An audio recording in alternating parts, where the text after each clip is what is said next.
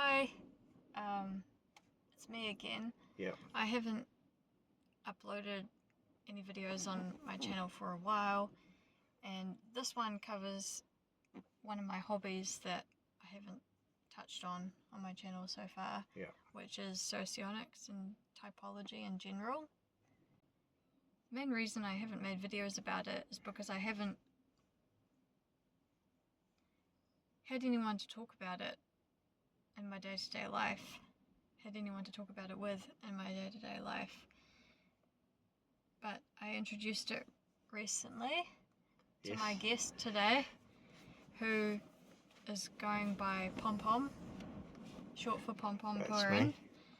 Call me Pom if you like. Pom, yep. And Pom was curious about socionics, so I've talked to him about the basics, but he doesn't come to this interview questionnaire with any preconceived ideas about his type or about socionics, and I thought that would make him the perfect candidate for an interview. Yep. So I'm not the greatest interviewer when it comes to asking questions on the fly. So what I've done is I've plucked some questions from an online socionics questionnaire, and I'll just read them off a piece of paper. Yep. And you can interpret the questions as you like, or you can ask me for clarification, or we can kind of interpret the questions how we want, because this is not really about the questions, it's about how you answer them. Yeah. Alright, sounds good. So the first one I've got here is, can you tell me what does logical mean, and do you think that your understanding of logical correlates with the common view of what it is and what it means? Oh, okay. That's toughy. Okay, logical. Okay, to me, logical is if you're doing something, it would be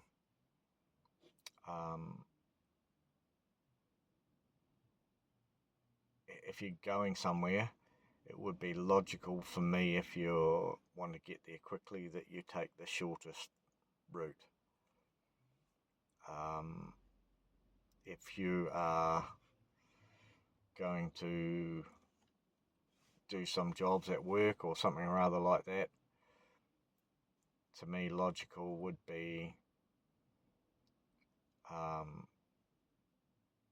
find out what the job is, complete the job, check anything afterwards, and then go back over again as a logical sequence. So I guess if I explain logical, it is the not necessarily the best way to accomplish something, but maybe it's the easiest and might get the better result, even though it could be slower. Is that? So Yeah. it's both the easiest and can be slower? I'm just curious about, because to me those things seem to be contradictory. Well, not contradictory, but there might be some conflict between something being the easiest way and potentially slower. Yes. Yeah. How do you... So I guess I've defined that by thinking about what is logical, because like this will be probably the first time in my life I've had to explain what logical is. So Yep. I'm thinking that it's not necessarily the easiest way, even though someone might think that was logical, but you've got to do it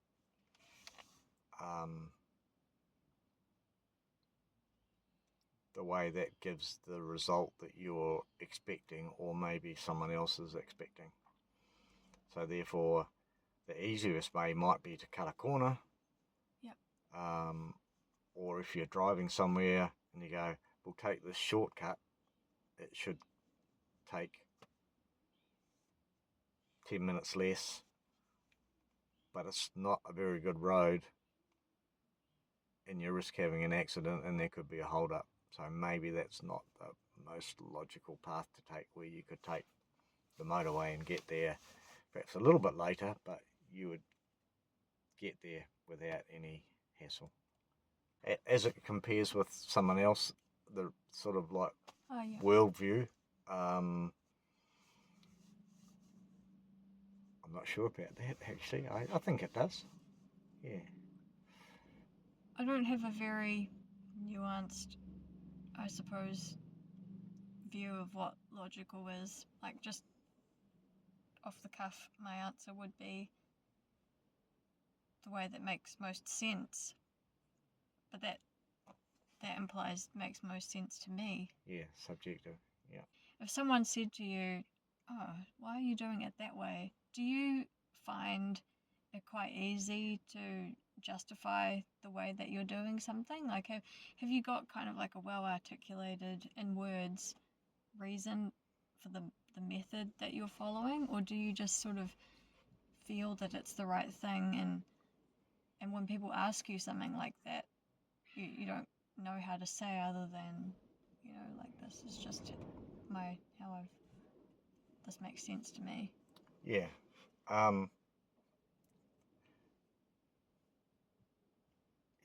You are a good interviewer, so that's giving the question to answer. So, do I have a phrase or something if someone said that to me? And the answer is probably no, I don't. But my standard answer might be, well, that's the way I worked it out to do, and it looked like the most sensible way to me. And if someone says, if you did this, put A on B and did C and whatever, you'd probably finish it in half the time, then I would take on that advice. But I also, probably everybody thinks about things differently, and I believe that, maybe my way could have been quicker and easier and just as good in the quality, but I wouldn't tell anybody, oh no, I'm going to continue doing it my way. I'd definitely have a look at doing it that way, and if it was better, I'd change. Okay, cool. I don't want to spend too much longer on this set of questions, but I've got some more here. What is a standard, and why do you think people need it? Oh, okay. So that sounds like it can cover lots of different things as well. I guess in work, you've got to have a standard, because people expect you to deliver whatever your work is to a certain level that's desired by the company, whoever you work for. So I guess it's a certain level.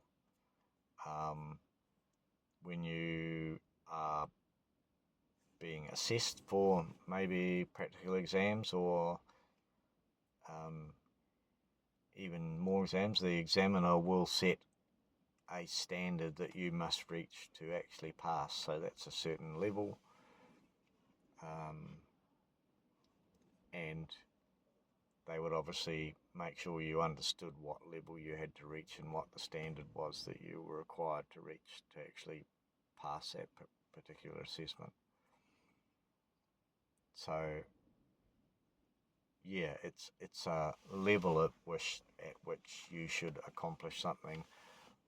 Or the other one I think of is when you go into places, they say there's a certain dress standard, so you've obviously got to dress to a certain level as well, but then they would set that level.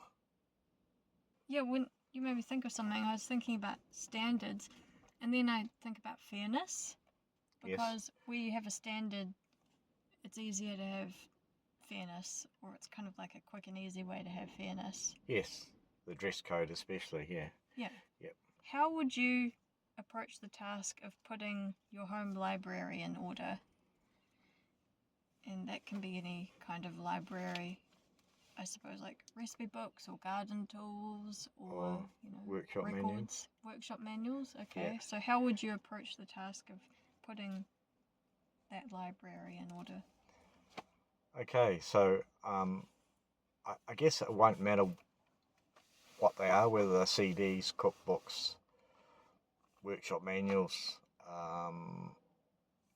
and books that talk just about certain subjects. So initially, say, I'll talk about workshop manuals because probably that's the most familiar one to me. I would arrange them in not alphabetical order, but brand order. So I might have an area for Yamaha, I might have an area for Kawasaki, and anything that's for specific models and types would be arranged that way. And if I've got enough, I might have a shelf of Kawasaki, shelf of Yamaha, shelf of Triumph, and do it that way. But anything that's non-specific to a particular type, then it wouldn't go under the Kawasaki because it might be suspension related, so that can be related to everything that is in that area of suspension of motorcycles. So that would go in another shelf. And then if anything related to suspension, like frame modifications and tyres and bits and pieces like that, that would go on that shelf. And therefore, if I got enough of them, I'd make a shelf. Otherwise, I'd order things like that. And electrical would be the sort of like non-specific to any type as well. So recipe books, probably can't think of an order. Probably the most popular one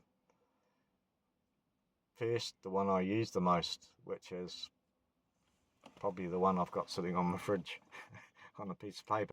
So we're just going to take a break now before we move on to the next set of questions. Okay. If you've listened this far, thanks and congrats. And there's no ads in the middle. No ads, hopefully, unless YouTube puts them in. So we're back after having some lunch. Welcome back. Yeah, because it's kind of tiring being an interviewer. Yeah. But here we go, on to the next set of questions. Can you tell me, what is work in your opinion, and why do people go to work? Work covers, I guess, lots of different things. Work can be writing, work can be interviewing, work can be anything you like. Why do people go to work? Initially, people, I guess, have to go to work because they got to survive. They've got to have money to survive in this world. So you go to work in exchange for money. So you do something for somebody, they give you some money that allows you to survive in life and buy groceries at Pack and Save and do all that sort of stuff. I guess later on, when people don't need the money so much, or perhaps they don't need it so much when they even start, some people choose not to go to work, but then they have income, or they've got enough money from elsewhere, which they don't actually have to work for a living. But then everybody, I guess, would have to work at home, like doing the washing, doing the cleaning, mowing the lawns. That's all work that you don't get paid for. So I guess that's work encompasses such a big, huge, wide field. And I guess people separate it by saying working for a living, weekend work, that sort of stuff, volunteer work. So it's one thing that encompasses, but you've got to add another word to it to explain what type of work you're doing. How do you determine when you look at something, or maybe, I won't give too much of a leading question. Yeah. How do you determine that something is better made than something else, more well made? Sometimes I can just look at a product, see what it's actually made of, and I guess maybe experience of buying products that are similar or buying the same product before, you know what the quality of it was. So yeah, how it looks, what it's made of, not always where it comes from, because there's a lot of countries that do sell inferior goods, but they also sell superior goods at the same time. So judging by the country is not always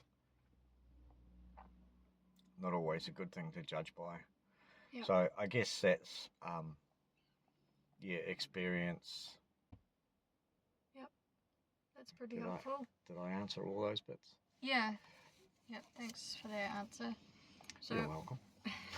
We'll just take another break now before Yep. we move into the next section. So Okay. Once again, thanks for listening if you've got this far. Sorry if there's sort of weird squelching or rubbery noises throughout this interview. I keep on fidgeting in the car seat and it makes unfortunate sounds. Well, it's unfortunate if you don't have the visuals to go with it, I guess.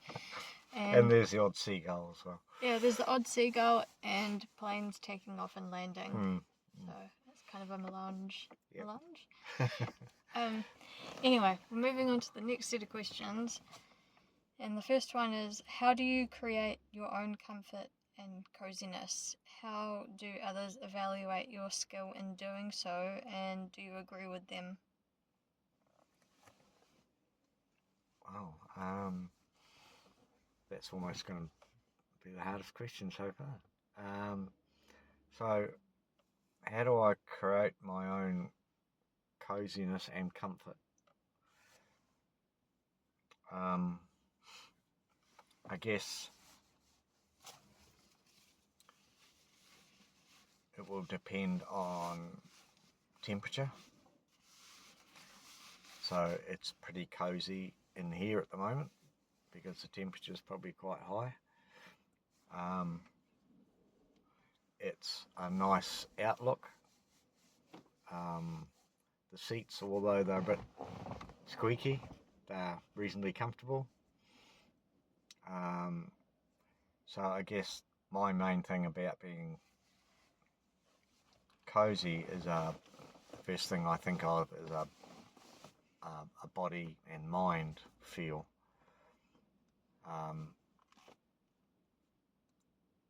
It would depend on company as well. You could be comfortable in someone's company, so therefore you feel cozy.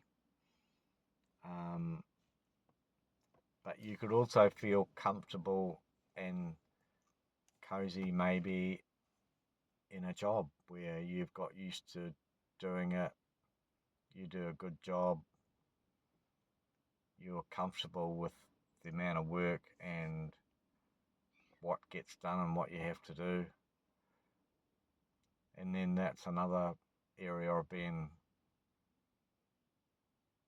cozy, I suppose. You're cozy in your job. It suits you. It's at the right level. It's comfortable with what you're doing. So how are you creating that though, or are you trying to find comfort wherever you go, whether you're in the car or at work. I'm just trying to understand how you create your sense of comfort and coziness. Yeah. In the first scenario, obviously, the temperature would be the first bit, which I think I've mentioned already. And therefore, if you feel cold, you don't feel cozy or comfortable. So you adjust the temperature, or your surroundings. If you're in a nice small house which is tidy and the seats are comfortable and stuff like that, you feel cozy within your own house or bed or whatever that might be. So eventually you create that coziness by adjusting things around you so that you feel happy about where you are, what you're doing. In that work situation, I think that's harder to create that sense of coziness and comfortness because it could always get disturbed. It's a different type of cozy. The temperature wouldn't affect it. You could be chilly, but you'd still be cozy in what you're doing and comfortable with what you're doing because it's a mind thing rather than a body situation. Do you, like you've described ways in which you can create your own sense of comfort and coziness, but do you feel that you do that effectively for others? Um, Is it something you think about at all? yes, I guess it is. Whether I actually call it coziness and comfortness, I would think of um, making people happy at work. If you're in a manager's role, to make it more comfortable for them, make sure they have the tools to do the job, make sure the level of mindfulness, the level of stress is not too high. What they have to accomplish is not in too short of timelines. Things like that actually makes them achieve their jobs to make them feel cozy and comfortable. The mind, the body thing at home, if you talk about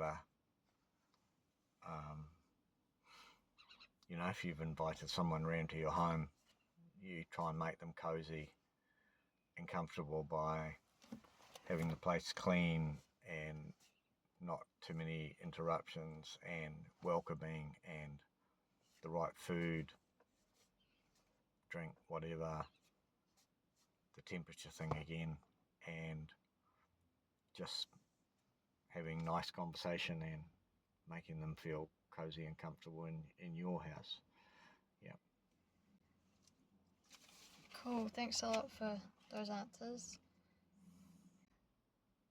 If someone is telling you what is beautiful and what is not, what goes with what colour and what does not, do you generally agree with that person? Um, mm, um, maybe yes, maybe no. Um, I have my own views of what is beautiful and what is not. And if you're looking at just physical beauty, that's a whole different thing if you don't know that underneath beauty, and you can talk about that in machinery. Seems funny. You can talk about that in people.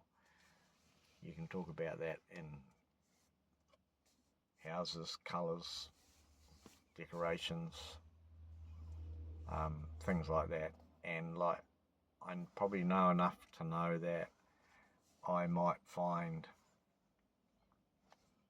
that plane that's landing at the moment as, well, that's a beautiful looking plane, and someone else might say, oh, what's it looks pretty ugly to me. Oh yeah, but everything works, everything doing its job.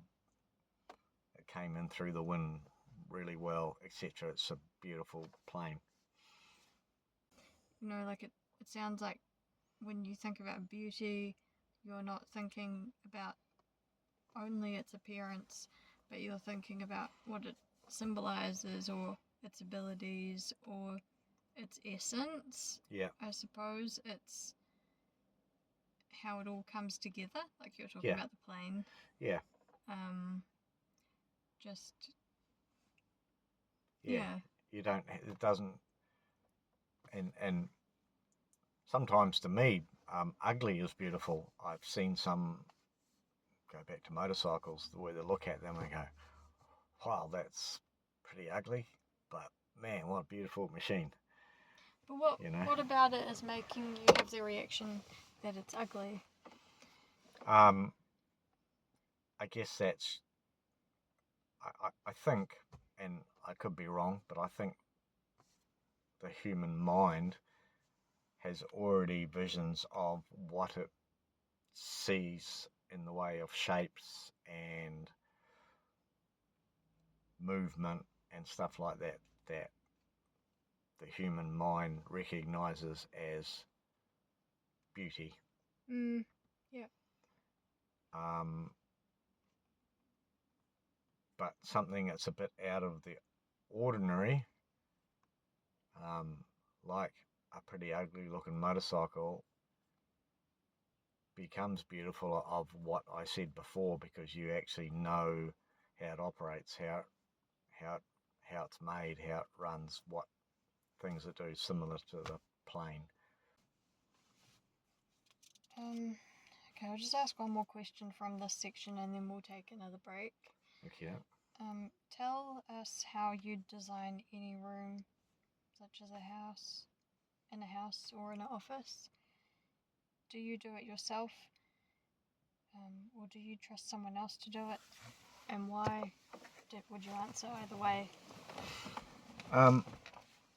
Okay, I don't think I'd ever pay someone to come and set up the design of a room and pick my colours and stuff like that. I like to do that myself.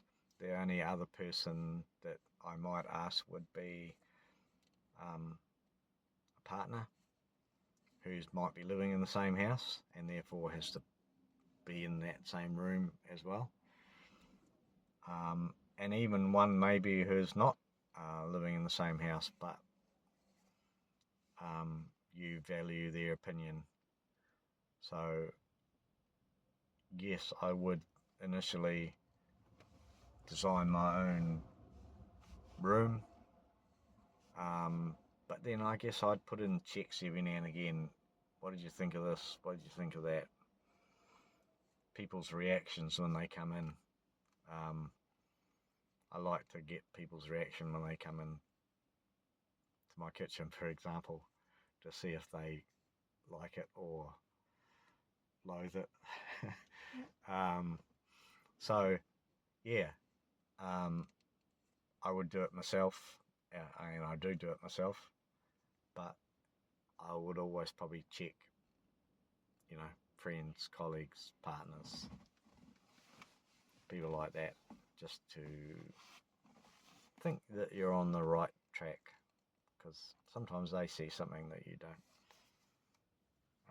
But I don't think I'd ever pay anybody to come in and design a room for me. Yep. What kind of aspects do you think about when you design a room? I think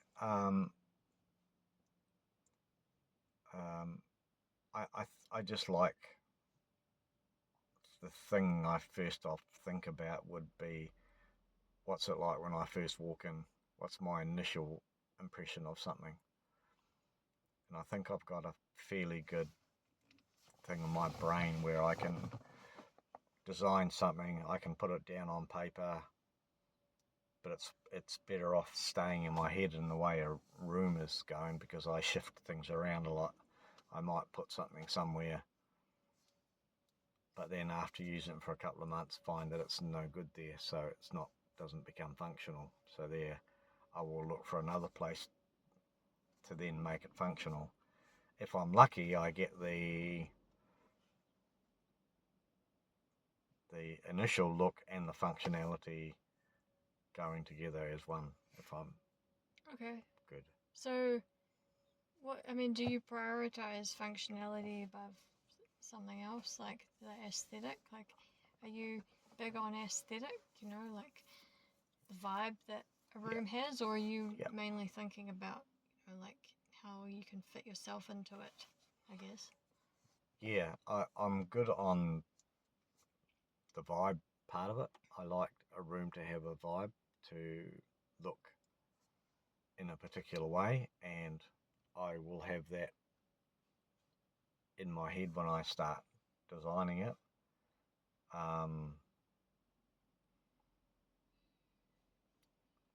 So yeah, what was the first bit you said? You said, Well, you were talking about function, and so I just wondered whether, like, whether that has priority for you over the aesthetic thing, or whether you've aesthetic, got like a yeah. way of Yeah. balancing those two things out, or how you manage that. Right. Okay, so aesthetics and functionality, I do like them to go together. So even though I might put something in a particular place, and because it's functional there, if it doesn't look like it should be there and it doesn't fit with the rest of the room, I might not put it there. So I like to have the aesthetic side of it and the functionality. A good example might be the wooden bench top I use for my sink. It's not tiled, it's not silicon made, it's not rock, it's just wood. So the aesthetics of it are good, but the functionality of it, you got to be a little bit more careful about it, about marks and stuff like that. So functionality, but it does have the aesthetics. But then I'm always thinking of a way of making that good looking in the way of aesthetics and improve the functionality, because I want that look.